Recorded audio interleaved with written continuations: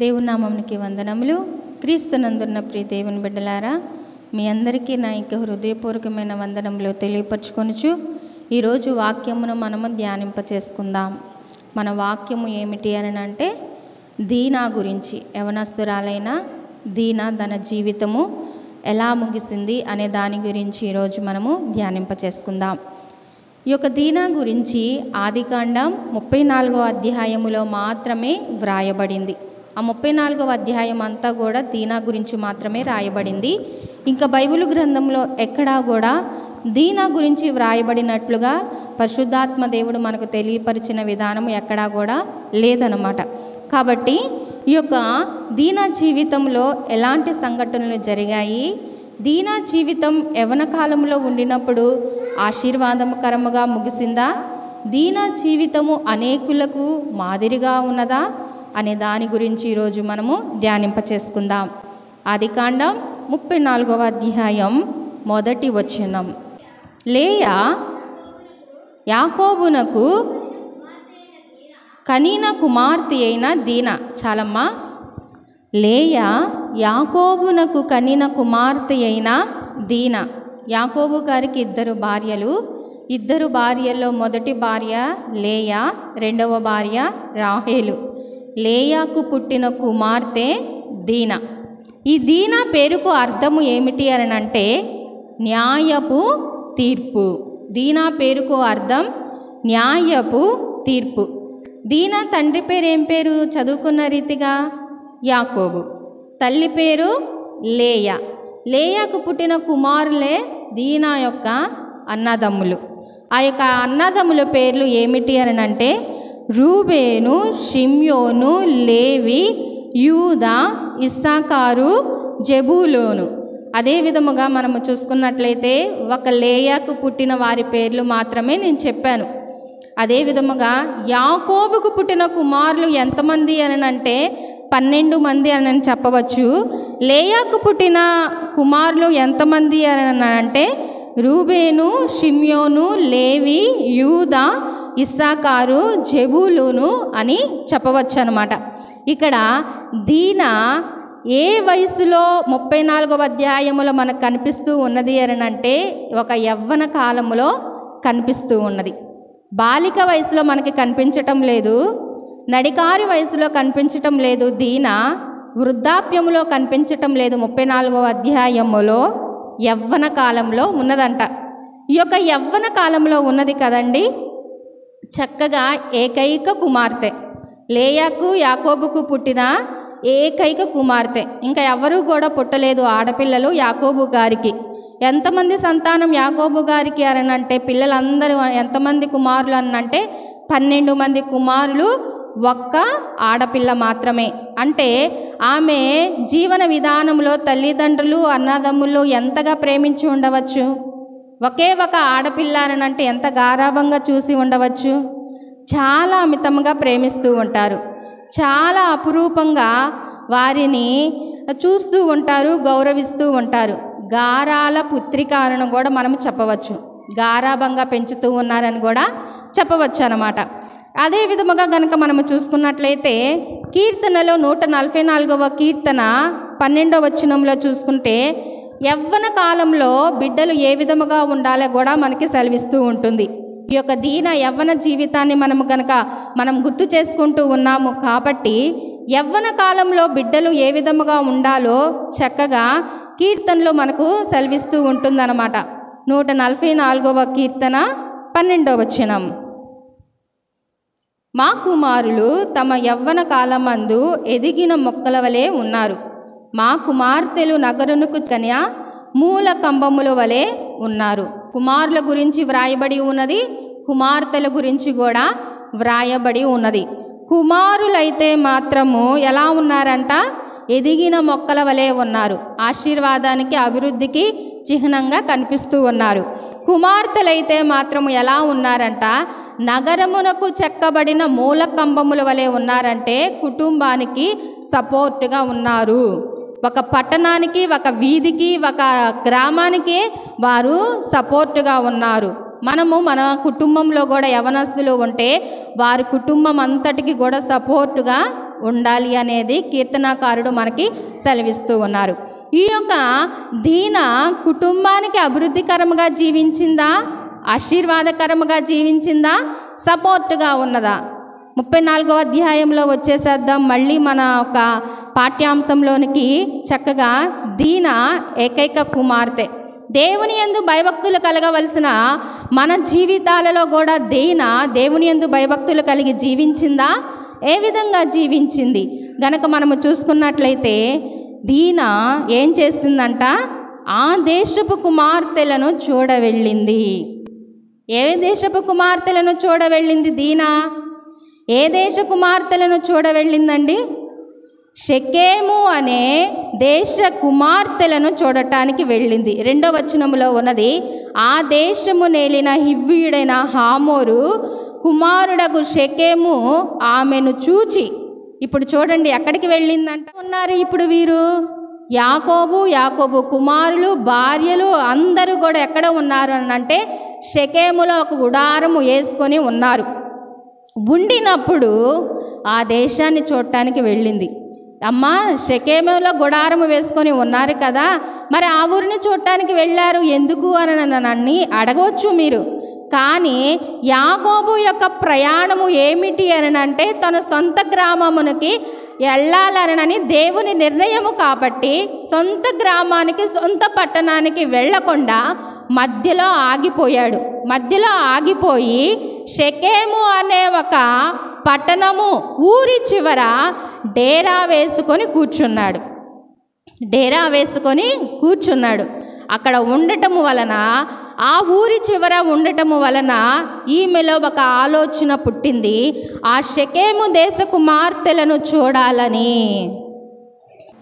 చూడాలని వెళ్ళినప్పుడు తండ్రి పర్మిషన్ తీసుకొనైనా వెళ్ళాలి, తల్లి పర్మిషన్ తీసుకొనైనా వెళ్ళాలి. 12 మంది అన్నదమ్ములు ఉన్నారు కదా, వారితోనైనా చెప్పి వెళ్ళాలి. ఎవ్వరికి చెప్పకుండా వెళ్ళిపోయింది దీన.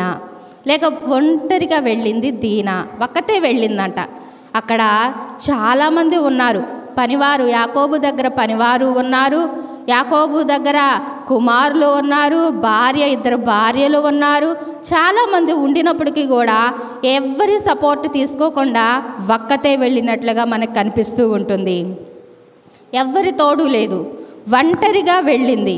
అమ్మని నాన్నని పర్మిషన్ అడగలేదు, వెళ్ళాలా వద్దా అని అడగలేదు. ఆ దేశం ఎలా ఉంటుంది, ఆ దేశంలో ఉన్న కుమారులు ఎలా ఉంటారు, ఆ దేశంలో ఉన్న కుమార్తెలు ఎలా ఉంటారు, వారి యొక్క వస్త్రధారణ మీద అవగాహన లేదు ఈ దీనాకి లేదు. కాబట్టే సొంత నిర్ణయం తీసుకొని ఎవ్వరికీ చెప్పకుండా ఆ దేశంలో ఉన్న కుమార్తెలను చూడటానికి వెళ్ళింది. ప్రియ దేవుని బిడ్డలారా, ఈ రోజుల్లో యవనస్తులు అలా సొంత నిర్ణయాలు తీసుకోవటం లేదా? ఈ వాక్యం వింటున్న ప్రతి ఒక్కరూ కూడా దీనా వలె మీరు సొంత నిర్ణయాలు తీసుకోవటం లేదా? నా ఇష్టం వచ్చినట్లు నేను నడుస్తాను, నా ఇష్టం వచ్చిన డ్రెస్సింగ్ నేను చేసుకుంటాను, నా ఇష్టం వచ్చిన ప్లేస్కి నేను వెళతాను, నా ఇష్టం వచ్చిన ఫంక్షన్స్కి నేను వెళతాను, నీ పర్మిషన్ నాకు అవసరం లేదు అనని ఇష్టం వచ్చిన నిర్ణయాలు తీసుకోవటం లేదా? ఇష్టం వచ్చిన నిర్ణయాలను తీసుకోవటం వలన జీవితాలు దెబ్బతింటూ ఉంటాయి. ఇష్టం వచ్చిన నిర్ణయాలు తీసుకోవటం వలన మీరు నష్టాల్లోనికి వెళ్ళిపోతూ ఉంటారు. ఇష్టం వచ్చిన స్వంత నిర్ణయాలు తీసుకోవటం వలన వారు తప్పుడు అభిప్రాయాలలో నడుస్తూ ఉంటారు. కానీ అందరూ కూడా అదే దారిలో నడుస్తూ ఉన్నారని నేను చెప్పటం లేదు. దేవునికి దూరముగా ఉన్నవారు మాత్రమే సొంత నిర్ణయాలు తీసుకుంటూ ఉంటారు.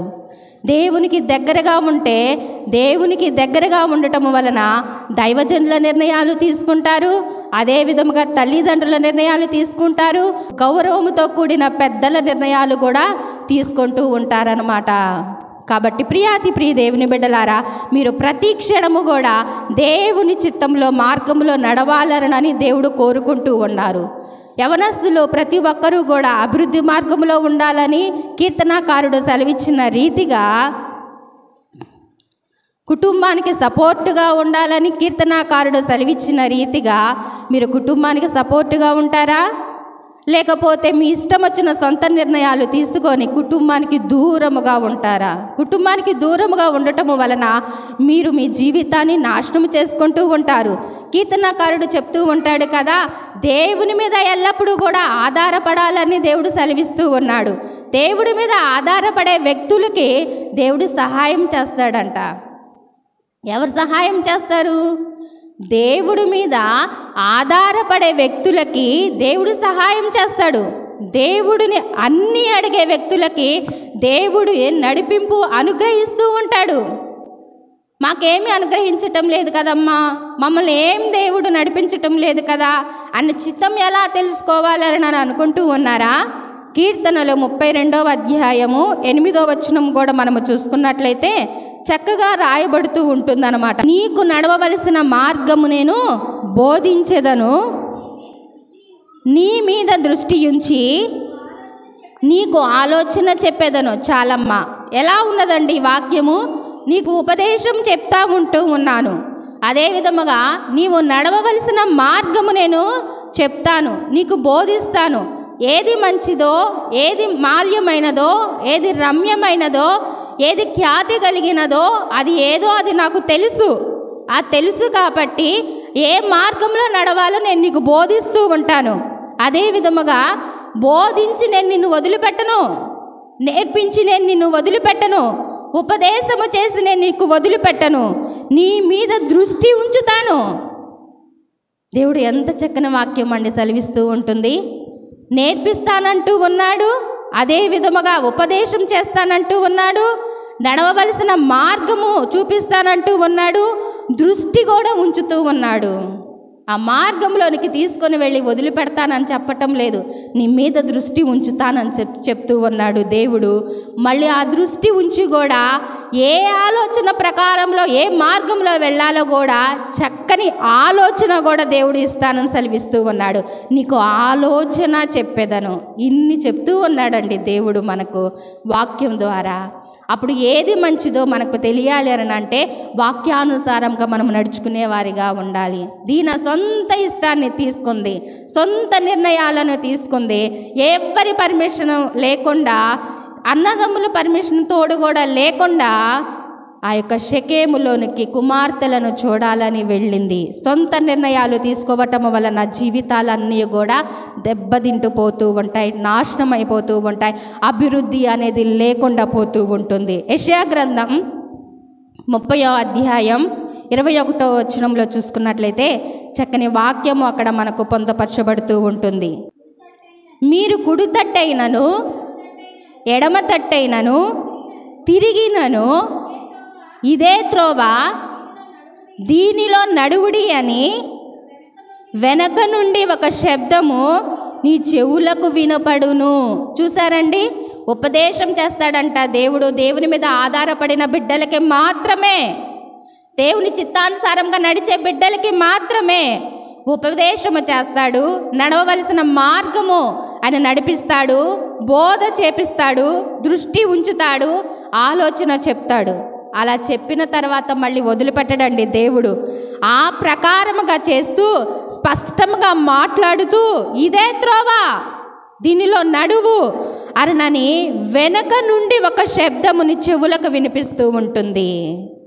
అంత దేవుడు మన పక్షమున ఉండినప్పుడు నాకు నా దేవుడు నా పక్షముగా లేడు అరణని ఎలా చెప్తారు? మీరు ఎలా ప్రశ్న వేస్తారు? దేవుడు ఎంత స్పష్టంగా మాట్లాడుతూ ఉన్నాడు. నిర్గమాకాండ 33వ అధ్యాయం 13వ వచనంలో చూసుకున్నట్లయితే నీ కటాక్షము నా ఎడల కలుగునట్లు దయచేసి నీ మార్గము నాకు తెలుపుము, అప్పుడు నేను నిన్ను తెలుసుకొందును, చిత్తగించుము, ఈ జనము నీ ప్రజలే కదా అనెను.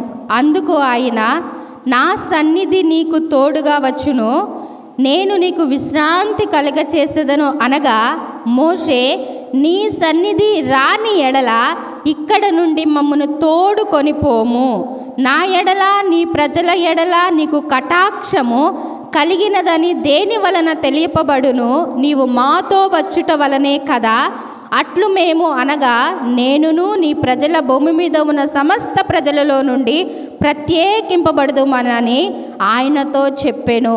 ఇక్కడ మోషే ఎవరితో మాట్లాడుతూ ఉన్నారు? యెహోవాతో మాట్లాడుతూ ఉన్నాడు. యెహోవాతో మాట్లాడుతూ ఏమని సెలవిస్తూ ఉన్నాడు, ఎలా మాట్లాడుతూ ఉన్నాడు అని అంటే, కాబట్టి నీ కటాక్షము నా ఎడల కలిగిన ఎడల, నీ కటాక్షము నా ఎడల కలుగునట్లుగా దయచేసి నీ మార్గము నాకు తెలుపుమయ్యా అంటూ ఉన్నాడనమాట. మోషే ఎలాంటి వాడంట? మోషే ఎంత దీనంగా అడుగుతూ ఉన్నాడు, నీ కటాక్షము నాకు తెలుపుమయ్యా, నీ మార్గంలో ఎలా నడవాలో నాకు తెలుపుమయ్యా అని నన్ను అడుగుతూ ఉన్నాడు. అసలు మోషే ఎలాంటి వాడు? అపోస్తుల కార్యములు 7వ అధ్యాయము 22వ వచనములో కూడా మనము చూసుకున్నట్లయితే 22వ వచనం, మోషే ఐగుప్తీయుల సకల విద్యలను అభ్యసించి మాటల యందును కార్యముల యందును ప్రావీణ్యుడై ఉండెను. అతనికి 40 ఏండ్ల నిండ వచ్చినప్పుడు ఇశ్రాయేలీయులైన తన సహోదరులను చూడవలెనన్న బుద్ధి పుట్టెను. మోషే ఎలాంటి వాడంట? ఇప్పుడు చూడండి, ఐగుప్తీయుల సకల విద్యను కూడా అభ్యసించిన వాడై ఉన్నాడు. మాటల యందును కార్యముల యందును ప్రావీణ్యుడై ఉన్నాడు. మాటల యందును అంట, కార్యముల యందును కూడా ప్రావీణ్యుడై ఉన్నాడు. సకల విద్యలను అభ్యసించిన వాడై ఉన్నాడు.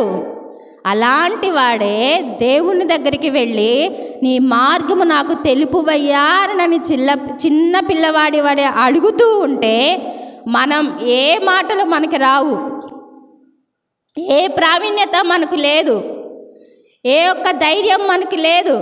అయినప్పటికీ కూడా మన మీద మనకి నమ్మకం ఉన్నది, ఇతరుల మీద నమ్మకం ఉన్నదే కానీ సృష్టికర్త అయిన దేవుని మీద నమ్మకం ఉన్నదా?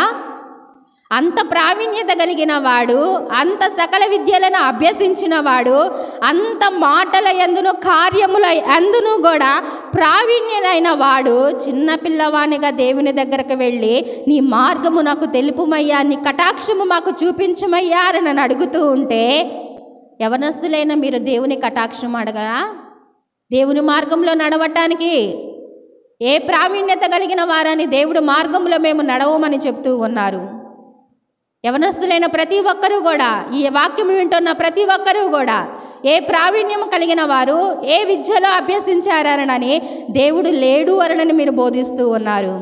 ఏ మార్గం మీకు తెలుసు అనని, చక్కని మార్గాలు మాకు తెలుసు అనని ఆ మార్గంలో మీరు నడుస్తూ ఉన్నారు.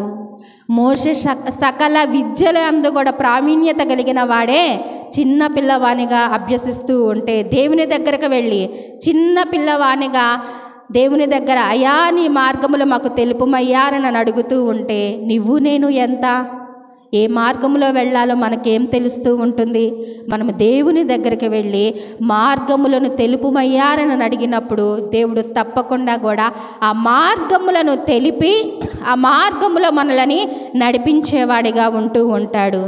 నీవు దేవుని మీద ఆధారపడాలి. ప్రతి ఒక్కరూ కూడా దేవుని మీద ఆధారపడాలి. ఆ యొక్క మోషే అంత చిన్న పిల్లవానిగా దేవుని దగ్గరకు వెళ్ళి అడుగుతూ ఉంటే, నీ పాటి జ్ఞానం ఎంత జ్ఞానము కలిగిన వాడు వరనని, ఏ మార్గంలో నడుస్తావు వరనని దేవుడు నిన్ను అడుగుతూ ఉన్నాడు. ఏది మంచిదో తెలుసుకొని ఆ మార్గంలో నడవాలి. మన జీవిత విషయంలో కూడా, మన కుటుంబ విషయంలో కూడా, భవిష్యత్తు విషయంలో కూడా, ఉద్యోగం విషయంలో కూడా, వివాహ విషయంలో కూడా, చదువుల విషయంలో కూడా ఆయన్ని అన్నీ అడగవచ్చు. ప్రతి విషయంలో కూడా దేవుని చిత్తాన్ని నెరవేర్చడానికి ప్రతి విషయాన్ని కూడా దేవుణ్ణి అడగవచ్చు.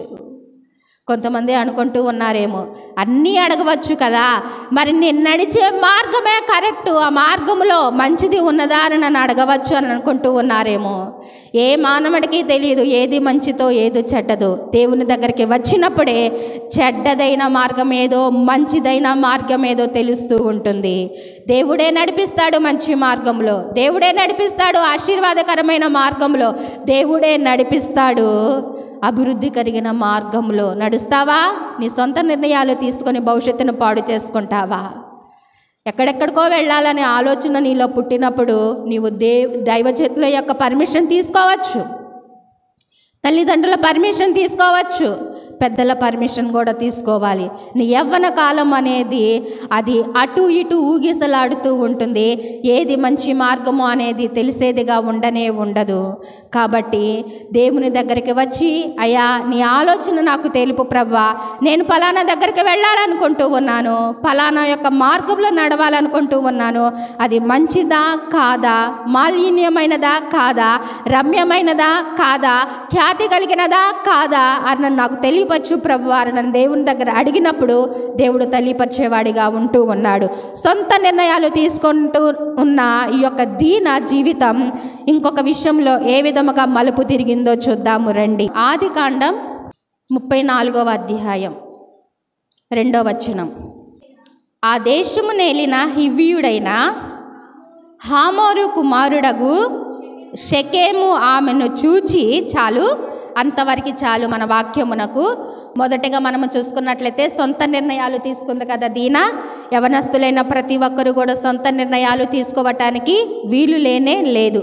అదే విధముగా ఆ దేశము నేలిన హివ్వీయుడైన హామోరు కుమారుడగు షెకెము ఆమెను చూచి, అసలు దీనా ఎందుకు వెళ్ళింది షెకెముకి? కుమార్తెలను చూడాలని వెళ్ళింది.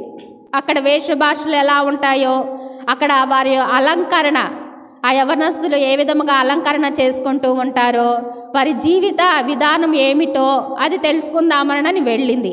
కానీ ఈమె యవనస్తురాలని చూసిందో చూడలేదో తెలియదు, కానీ ఆ యొక్క ఆమె అక్కడ వారు వేసుకున్న వస్త్రాలను చూసిందో చూడలేదో, కానీ ఆ దేశంలో ఉన్న వాటి యొక్క విభిన్నమైన అలంకరణలు చూసిందో చూడలేదు, కానీ ఆ యొక్క దేశంను ఏలే హివ్వీయుడైన కుమారుడు మాత్రము దీనాను మాత్రం చూశాడు. ఎవరు చూశారు? షెకెము. పట్టణము షెకెమే, ఆ యొక్క హివ్వీయుడైన కుమారుడు పేరు కూడా షెకెమే. ఇక్కడ ఎవ్వరూ కూడా పొరబడవలసిన అవసరం లేదు. పట్టణం పేరు కూడా షెకెము, హివ్వీయుడైన కుమారుడు పేరు కూడా షెకెము. షెకెము దీనాను చూశాడు. చూసిన వెంటనే ఏం చేశాడు? ఆమెను పట్టుకొని ఆమెతో శమించి ఆమెను అవమానపరిచెను. ఇంత జరగటానికి కల కారణము సొంత నిర్ణయము తీసుకోవటం వల్లనే కదా. ఇంత జరగటానికి కల కారణము ఎవ్వరు పర్మిషన్ కూడా లేకుండా ఆమె నిర్ణయాన్ని తీసుకోవటమే కదా. అదే కనుక తల్లిదండ్రుల పర్మిషన్ తీసుకొని ఎవరో ఒకరిని కనుక తోడు తీసుకొని వెళ్ళినట్లయితే అలాంటి యొక్క అవమానం జరిగి ఉండేది కాదేమో. ప్రియ దేవుని బిడ్డలారా, మీరు ఎవరినో చూడాలని వెళుతూ ఉన్నారు, ఏ ఒక్క పార్కుకి చూడాలని వెళుతూ ఉన్నారు, మిమ్మల్ని చూస్తూ ఉన్నారని మీరు గ్రహించడం లేదు. సాతాను ఎవరెవరికో కూడా ఆ యొక్క ఆలోచన పుట్టిస్తూ ఉంటుంది. మీ యొక్క ఆలోచనలో, మీ హృదయ తలంపుల్లో ఎలాంటి యొక్క ఆలోచన లేకపోయినప్పటికీ కూడా ఇతరులు మీ మీద ఆకర్షణలుగా చూసినప్పుడు సాతానుడు పాపపు ఛాయలకు గుండె తీసుకుని వెళ్ళేవాడిగా ఉంటూ ఉన్నాడు. అందుకనే ఒక్కరు వెళ్ళటానికి వీలు లేనే లేదు. ఎవరో ఒకరిని తోడు తీసుకొని వెళ్ళాలి. వెళ్ళిన తరువాత అక్కడ కొంత సమయం మాత్రమే, ఎవరిదైనా మాట్లాడాలని వస్తే కొంత దూరముగా ఉండి మాట్లాడాలి. ఒకవేళ గనక మాట్లాడాల్సి వచ్చిన సమయంలో కూడా ఆ సమయం కొంత సమయం మాత్రమే ఉండాలి. ఉండిన వెంటనే మరలా మీ యొక్క గృహమునకి వెంటనే రావటానికి మీరు సిద్ధపడేవారిగా ఉండాలి. ఆ దేశపు కుమార్తెలను చూడటానికి వెళ్ళిన దీన చూసిందో లేదో తెలియదు, కానీ ఆ దేశపు రాజు యొక్క కుమారుడు మాత్రం ఏమని చూశాడు. చూసిన వెంటనే ఆమె చెయ్యి పట్టుకొని లాగాడు. చెయ్యి పట్టుకొని లాగిన వెంటనే ఆమెతో శయించాడు. ఆమెతో శయించిన వెంటనే అవమానపరిచాడు. ఎంత కార్యము జరిగిందండి ఇక్కడ. అంత కార్యము తన జీవితంలో జరగటానికి తను తీసుకున్న సొంత నిర్ణయము మాత్రమే. అంత కార్యము జరగటానికి తీసుకున్న సొంత నిర్ణయము మాత్రమే. ఆ సొంత నిర్ణయాలు తీసుకోవద్దు ప్రియ దేవుని బిడ్డలారా. యవనస్తులుగా ఉన్న ప్రతి ఒక్కరూ కూడా సొంత నిర్ణయాలు తీసుకోవటానికి వీలు లేనే లేదు. సొంత నిర్ణయాలు తీసుకోవటం వలన మీరు మీ కుటుంబానికి ఏం తీసుకొని వస్తారు? అవమానాన్ని తీసుకొని వస్తారు. ఈ యొక్క దీన మొదటిగా తన జీవితంలో సొంత నిర్ణయాలు తీసుకుంది. రెండవదిగా కుటుంబానికి అవమానాన్ని తీసుకొని వచ్చింది. ఏ కుటుంబంలో పుట్టిందండి ఈమె? ఏ కుటుంబంలో పుట్టింది చెప్పండి? పరిశుద్ధుల కుటుంబంలో పుట్టింది. తన తండ్రి పేరు ఏం పేరు? యాకోబు. తన తల్లి పేరు ఏం పేరు? లేయా. ఇంకా వారి యొక్క వంశావళిని గనక నేను గుర్తు చేసినట్లయితే తన యొక్క నాయనమ్మ పేరు ఏం పేరు అని అంటే రిబ్కా. తన యొక్క ముద్ద నాయనమ్మ పేరు ఏం పేరు అంటే షారా.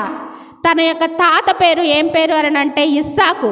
తన యొక్క ముత్తాత పేరు ఏం పేరు అని అంటే అబ్రహాము. ఈ యొక్క పేర్లు చెప్తూ ఉన్నప్పుడు ఆ కుటుంబంలో జరిగిన విధానాలు, ఆ కుటుంబంలో జరిగిన కార్యాలు, ఇంత ఆశీర్వదింపబడిన కుటుంబంలో పుట్టినప్పటికీ కూడా ఇది నా జీవితం ఇంత అవమానకరంగా జరిగిందా అని ఒక ఆలోచన వస్తూ ఉంటుంది. ఈ యొక్క యవనస్తురాలైన జీవితంలో ఏ యొక్క అనుభవాన్ని మాత్రము తన యొక్క నెమరు వేసుకునేటట్లుగా లేనే లేదు. షారాలో ఏమి ఉన్నదంట? షారా జీవితంలో ఏమి ఉన్నది అని అంటే నిరీక్షణ ఉన్నది. ఆ నిరీక్షణని ఆమె నెమరు వేసుకోవటం లేదు.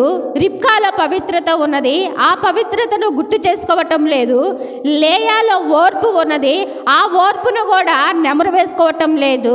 అదే విధముగా యాకోబు తన యొక్క తండ్రి, యాకోబులో పట్టుదల ప్రార్థన ఉన్నది, ఆ ప్రార్థనను కూడా ఆమె నెమరు వేసుకోవటం లేదు.